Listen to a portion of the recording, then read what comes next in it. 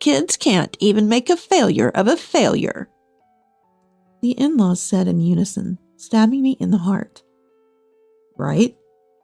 Vincent agreed with the in-laws. I bit my lip and endured this unbearable situation. The in-laws looked at me with a face still eager to complain, laughing vulgarly and loudly. But immediately after, Vincent couldn't hold back his laughter. As Vincent burst out laughing, all the relatives gathered, burst into laughter.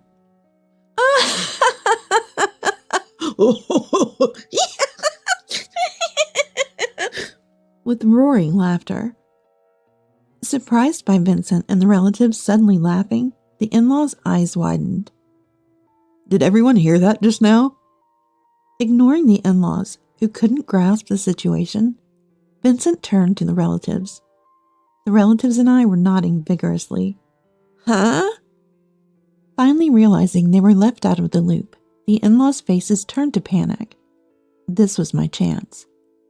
A chance for revenge against the in-laws who had been tormenting and insulting me for so long. I clenched my fists tightly. My name is Heidi. I'm 33 years old and work for a publishing house. Since I was little, I loved books because Mom, my single mother, used to read me picture books. Becoming a literary editor has been my dream since then, and I'm proud to be working in editing now. I've been working at the same company since graduating from college, starting in sales and magazine assignments, and finally moving to literary editing 3 years ago. However, at first, I had no idea what to do in literary editing. Unlike sales or magazine editing, I was unable to make accurate judgments in literary editing. It was Vincent, my husband and colleague in literary editing, who reached out to me then. Vincent was in his 5th year of literary editing and taught me everything I didn't understand. He was very kind to his subordinates and meticulous in his work. He took on the disliked task of training newcomers out of his kindness. Vincent and I began to spend more time together. Our distance inevitably closed. When Vincent invited me to dinner under the guise of work consultation, we ended up enjoying drinks and getting drunk together. We started meeting more in private, and eventually, Vincent confessed his feelings to me. Feeling the same, I joyfully accepted, and we began dating. A year later, Vincent proposed, and we happily became husband and wife.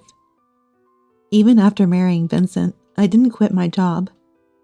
Editing is a very busy job, often working late into the night. Though we start work a bit later in the morning, the hours are still overwhelmingly long compared to other jobs. At first, my mother, living far away, was worried, but when I told her I loved editing, she supported me, saying, "If you love it that much, continue even after marriage or having kids." Vincent, understanding the same work. "If it's the same job, I understand, and it's okay." He also encouraged me. That's why I didn't quit after marriage and still work in literary editing with Vincent. I was so happy to have a family with a kind person with the same interests. Little did I know what married life had in store. It all started with a phone call. A month after our marriage, I returned home earlier than Vincent and was preparing dinner when my mobile phone rang. Wondering who it could be, I saw an unfamiliar number. I hesitantly pressed the call button. "Hello?" "Ah, Heidi. Finally you answered. I thought you wouldn't pick up." I frowned for a moment at the sound of my mother-in-law Cassandra's husky voice. My in-laws lived in a town about 3 miles from our house, relatively close by. Since my mother lived in a remote area, I thought of relying on my in-laws if needed. "I've been calling you several times, and you didn't answer." "Ah, I'm sorry about that." I had a habit of setting my mobile phone to silent mode as soon as I got home, so I didn't notice Cassandra's multiple calls. I had only met Cassandra twice before our wedding. During the greeting and the family meetup, and both times she looked at me sternly, as if grading me. That's why I reflectively became uncomfortable around Cassandra, and had no interaction with her until today. Apart from that, Heidi, do you know about that super popular cake shop near your house? Cake? Oh, the one on TV, right? Yes, exactly. Get a cake from there right now and bring it to me. Right now? I looked at the clock as Cassandra said this. It was 9:12 p.m. Cake shops aren't open at this time. And if she wanted cake, why didn't she just go herself tomorrow? Why ask me? I mean, the cake shop is probably closed now. I can go tomorrow, but I have work, so I can't promise anything. While I was thinking about my schedule for tomorrow, Cassandra accused me of being stingy. My legs are bad. That's why I'm asking you. Can't you do a favor for me? Taken aback by Cassandra's sudden stern tone, I stumbled over my words. This was my first real conversation with Cassandra. I didn't know she was the type to command others like this. I can try tomorrow. Just please not today. Fine. I'll let it slide because you're Vincent's wife. Buy the cake as soon as the shop opens tomorrow. After saying what she wanted, Cassandra roughly hung up. What's with her?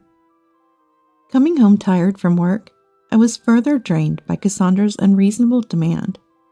But well, if it was just buying a cake tomorrow. I resigned myself to the task and had dinner in our still lovely, newlywed atmosphere when Vincent returned an hour later. The next day, I left home an hour earlier than usual. You leaving already? Yes, I'm a bit swamped at work today. Okay, have a good day. Not wanting to worry Vincent, I lied a little. He saw me off without suspicion. I bought the most popular cake from the shop as Cassandra instructed and delivered it to her house. Oh, you're late. Did you oversleep? Despite me bringing the cake, Cassandra teased me. I was stunned by her nerve. No, I went right when they opened. Sorry for being late. Stop. Don't show me such a depressing face first thing in the morning. I'll graciously accept this then. Without a thank you, Cassandra just took the cake and tried to go inside. I stopped her. Wait. The money for it? Money? There is none. It's fine. You're working and earning, aren't you? Cassandra dismissed my request and slammed the door. I stood there dazed for a while. The cost of the cake wasn't much. But still, isn't it rude not to pay or even thank someone for buying it? Not to mention her belittling remarks.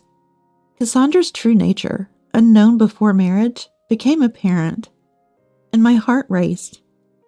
The thought of having to deal with her from now on was daunting. As I feared, Cassandra began ordering me around after the cake incident. Sometimes it was to buy a brand wallet from a department store sale, sometimes to cook for her. Eventually, she demanded a monthly allowance, which exhausted me. Even though we were both working, living in an expensive downtown apartment was a struggle. We were barely managing our daily lives with savings. Sending money was out of the question. I can't possibly do that. I'll bring a cake again. Let's settle for that. Despite my refusal, Cassandra persistently called, asking, Where's my allowance? I grew to dread seeing her calls, but didn't want to worry Vincent, so I said nothing. 2 years into our marriage, the situation continued. Vincent and I had been talking about having children for about a year, but it wasn't happening. Worried, I got checked at a clinic and found the infertility issue was with me. Though not to the extent of being unable to conceive, Vincent and I decided I should take a break from work and focus on conception planning. Conception planning was tough and grueling. I was often pushed to my limits, both mentally and physically. Let's keep trying at our own pace. But Vincent always encouraged me. Tears welled up in my eyes, thinking about how kind my husband Vincent is. With Vincent by my side, I felt I could endure the tough conception planning. With this thought, I decided to stay positive, when suddenly Cassandra called again. Heidi, still no child? I'm eager to see my grandchild. Well, it's impossible for you, isn't it? Why did Vincent even marry you? How can you say that? I was shocked to be greeted with such heartless words upon answering the call. Cassandra started calling daily, pressuring me about having a child. It wasn't just Cassandra. Even my father-in-law made similar calls. If I didn't answer, they would call back repeatedly, forcing me to eventually pick up. I desperately endured the attacks from my in-laws. However, Vincent noticed something was off and asked me one day, Is something wrong? I had intended not to tell Vincent about Cassandra, but his kind inquiry broke the dam holding back my emotions. Vincent, actually, I confessed about the orders and sarcasm I've been receiving from Cassandra since our marriage, including the current attacks about the allowance and child. Tears naturally flowed, revealing all the frustration I had been holding back. It must have been hard for you. I'm sorry I didn't notice sooner. After listening to my story, Vincent apologized with a sorry look. Looking at him, I noticed tears in Vincent's eyes too. No, it's my fault for not telling you. That's not true. I had no idea you were suffering so much. I can't forgive this. It's been a long time since I've been this angry. Vincent's body trembled with anger. I was touched that he empathized with my feelings. We can't just let Mom and the others be. I have a little plan. A plan? Yeah, we're gathering with relatives for Christmas, right? Then we'll... Vincent shared his plan to discipline the in-laws with me. I don't know if it will work, but let's try our best. Hearing Vincent's firm voice, I felt a great sense of relief. I'm not alone. I'll stand up to the in-laws, believing in Vincent. Months passed since then. Over these months, I continued to endure verbal abuse from Cassandra and father-in-law about the allowance and child. On calls with Mom, I acted as if nothing was wrong, but recently she said something concerning. You know, I got a call from an unknown number the other day. Mom, a single mother who worked hard for her whole life, has started showing early signs of forgetfulness, so I often half believed her stories. But this time, I needed to listen seriously. As I heard more from Mom, a shocking truth came to light. That's unforgivable. I'll definitely protect you, Mom. Okay. Like a child, Mom earnestly nodded over the phone. My mind was filled with what I heard from Mom. Amidst all this, Christmas arrived. Every year, relatives gather at Vincent's parents' house for Christmas. With a sense of resolve, I went to the in-laws' house with Vincent. When we arrived, aunts and uncles were already gathered, and we were the last to arrive. Oh, Heidi, you're late. Not helping at all. Such a carefree person. Even with Vincent's presence, the in-laws only ridiculed me. Merry Christmas, everyone. Ignoring their snide remarks, I merely greeted them formally, to their apparent annoyance. Then, I helped with meal preparations and joined the relatives at the dining table. Father-in-law was distributing champagne to everyone. However, I refrained from drinking the champagne. At that, the in-laws sharply glared at me, saying, What's the matter, Heidi? Got a complaint? Not drinking the champagne we offered. What kind of daughter-in-law are you? That's because... Caught off guard for being berated for merely not drinking champagne, I could only bow my head in front of all the relatives. Eventually, the in-laws opened their mouths again and let out an annoyed ah sound.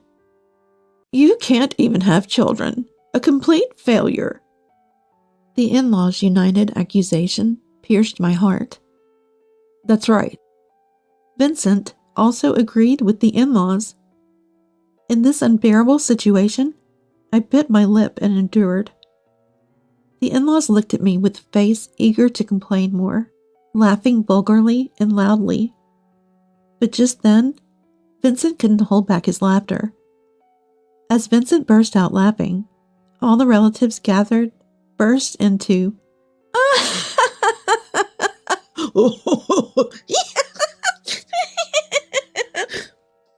with roaring laughter. The in-laws, surprised by Vincent and everyone suddenly laughing, widened their eyes in shock. Did everyone hear that just now? Ignoring the in-laws who couldn't grasp the situation, Vincent turned to the relatives. The relatives and I were nodding vigorously. Finally realizing they were being left out, the in-laws' faces filled with panic. This was my chance. A chance for revenge against the in-laws who had tormented and insulted me for so long. I clenched my fists tightly. Mom and Dad, didn't you know? Heidi is actually pregnant. Pregnant? The in-laws were shocked. Considering they knew about my infertility and had constantly complained to me to have children quickly, their surprise at the news of my pregnancy was understandable. In fact, as Vincent said, I had discovered my pregnancy 3 months ago.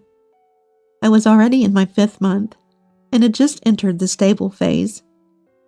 Vincent had supposedly messaged the in-laws about it, but as expected, they only care about what they want to do, Vincent had said.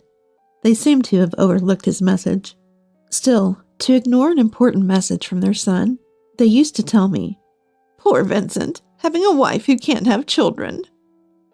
Their inconsistency in words and actions made me sigh in disbelief. Announcing my pregnancy today was a plan Vincent and I had discussed beforehand. We had also informed the relatives in advance about the harassment I had been facing from the in-laws, securing their support. So the relatives already knew about my pregnancy, and the in-laws were the only ones out of the loop. Vincent had pretended to side with the in-laws at first to provoke them.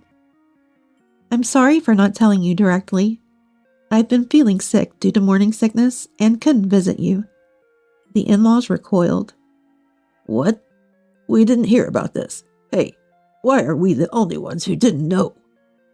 "That's right. It's so rude. That's what happens when you have a senile mother." Despite their own failure to notice the message from their son, the in-laws blamed me for not knowing about the child. But what caught my attention more than being blamed by Cassandra's comment? "Cassandra, how did you know my mom is senile?" "Huh?" That's right. Cassandra had just referred to my mom as senile. Mom's recent onset of forgetfulness was a new development, and I hadn't told anyone but Vincent. It was odd that Cassandra knew about it. Cassandra's shoulders twitched for a moment. "I just guessed, thinking it must be the case with Samantha." But then she brazenly retorted. But such an excuse didn't convince me. I looked at the in-laws and said, "Trevor, Cassandra, you two committed a fraud scam on my mom, didn't you?" The word fraud scam sent a chill through the room. The in-laws' faces stiffened. "What nonsense! How dare you accuse us of being fraudsters?" "Heidi, I always thought you lacked common sense, but this is too much." The in-laws, seemingly believing my claim to be a bluff, acted nonchalant. I felt pity for the two who couldn't honestly admit their wrongdoing. "There's evidence, look." I pulled out a piece of paper from my bag. It was a copy of Mom's account screen. Recently, Mom had told me, "I got a call from an unknown number." Concerned that someone might be taking advantage of her forgetfulness, I had always been cautious. Living far away, I couldn't meet her often. If there was anything I could do to protect Mom, I wanted to do my utmost.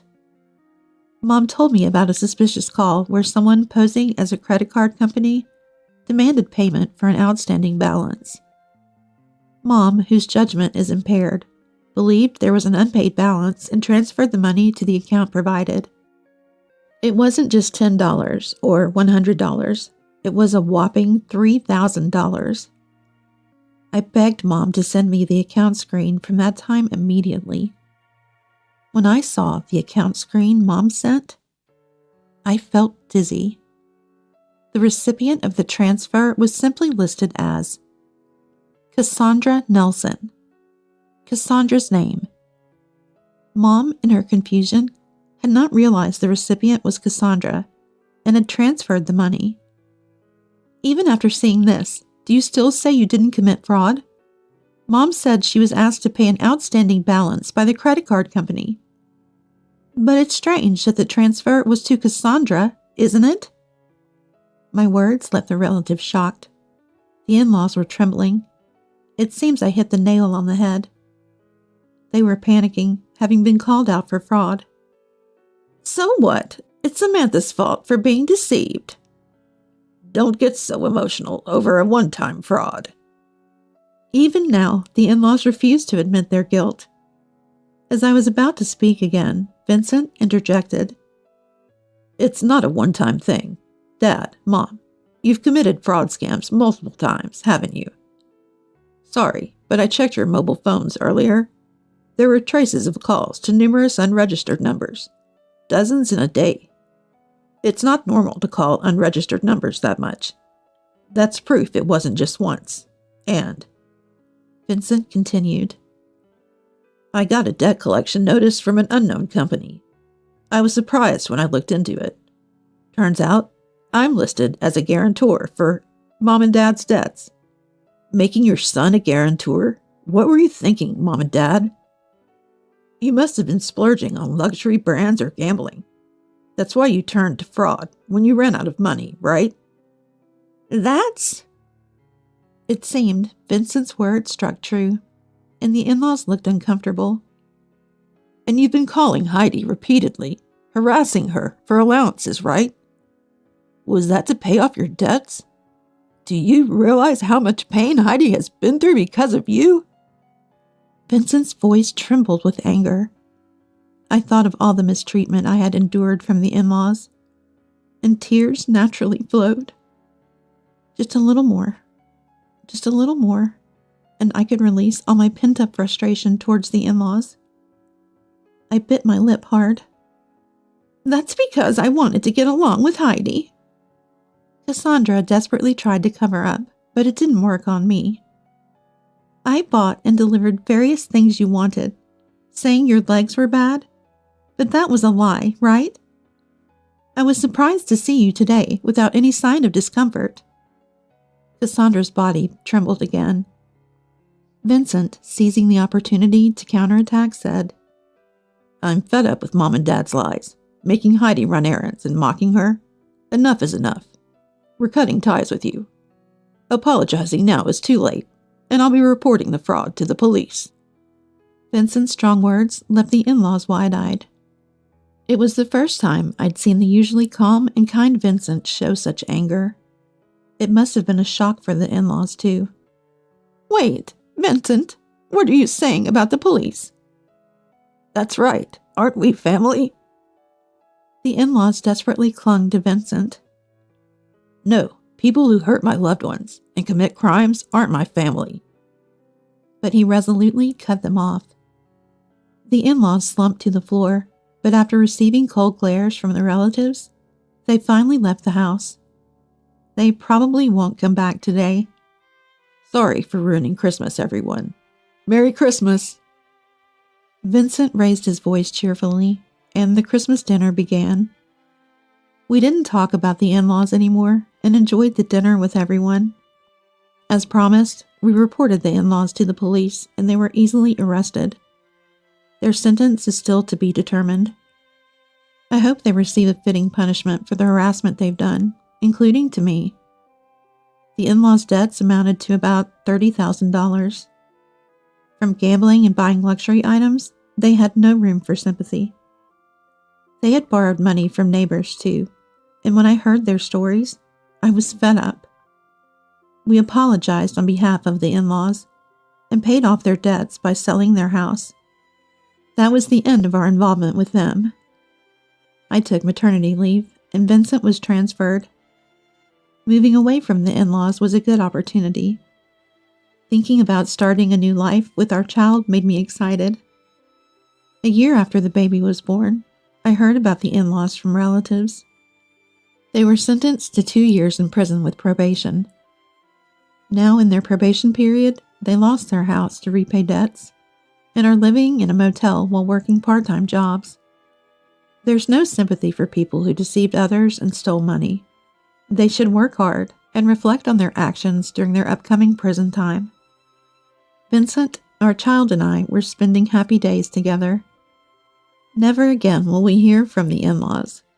We laughed together, building our new family home.